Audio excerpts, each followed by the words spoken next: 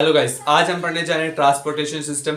Transportation system वो system होता है जिसमें से oxygen, water, important minerals, absorb food, waste, carbon dioxide एक जगह से दूसरी जगह से ट्रांसपोर्ट होती है इन अवर बॉडी। और एनिमल्स में दो टाइप के ट्रांसपोर्टेशन सिस्टम पाए जाते हैं, open transportation system and close transportation system.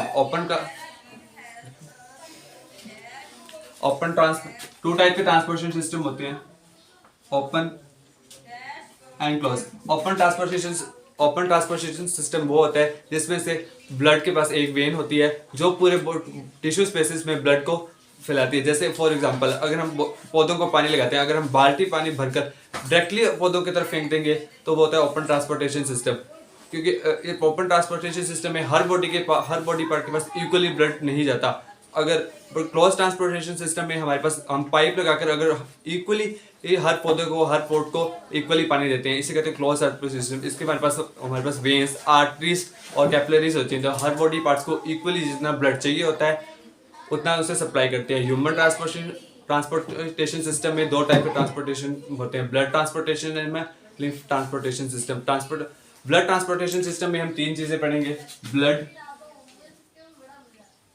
Blood vessels,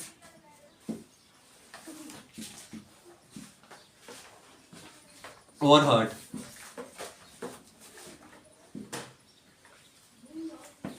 blood transportation system, blood एक टिश्यू, कलेक्टिव टिश्यू होता है जिसका काम होता है वो डिफरेंट पार्ट्स बॉडी पार्ट में से ऑक्सीजन, वो ऑब्जॉर्व फूड, वेस्ट प्रोडक्ट्स को डिफरेंट बॉडी पार्ट्स तक पहुंचाता है।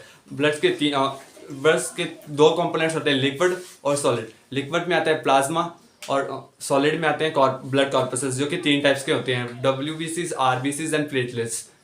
प्लाज्मा ब्लड का 25% कैरी करता है, जिसमें से 90 to 92% वाटर होता है, तो 8 to 2% उसके पास अनदर मिनरल्स होते हैं, ब्लड कॉर्पसेस। उन्हें हम WBCs ब्लड कॉर्पसेस तीन टाइप्स के होते हैं, WBCs, RBCs and platelets. WBCs को हम लिथोसाइट्स, WBCs को हम लिकोसाइट्स और प्लेटलेट्स। WBCs का काम होता है transport of oxygen and small transportation of carbon dioxide. WBCs जो वो सोल्जर्स की तरह काम करते हैं जो हमें बाहर से बीमारियां आती हैं उनके साथ फाइट करते हैं। और प्लेटलेट्स का काम होता है ब्लड क्लॉटिंग। जो WBCs का लाइफ स्पैन होता है वो 120 डेज का होता है। WBCs का टाइम स्पैन उनके काम पर डिपेंड करता है, क्योंकि वो दूसरों के साथ फाइट करते हैं, वो काफ़ी जल्दी। अप्रोक्सीमेट उनका टाइम हम फिर भी लिखना चाहे तो 2 वीक्स तक लिख सकते हैं। जो WBCs का साइज होता है वो सबसे बड़ा होता है और प्लेटलेट्स का साइज वो सबसे छोटा होता है। तो WBCs का जहाँ फॉर्मेशन ऑफ WBCs होता है वो बोन नैरो में होता है और उनका ग्रेवयार्ड उनका स्पाइनल होता है। पर स्पाइनल में भी थोड़ी मोटी WBCs का फॉर्मेशन भी होता है।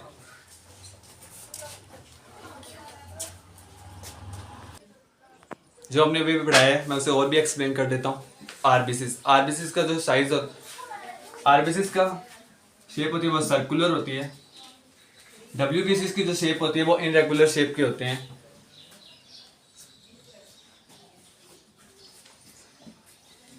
RBCs का साइज होता है वो इन माइक्रोमीटर्स में 7 to 8 डायमीटर होता है और WBCs का साइज 11 to 12 होता है और ये सबसे लार्जेस्ट ब्लड कॉर्पसेस है। इनका फंक्शन होता है ट्रांसपोर्ट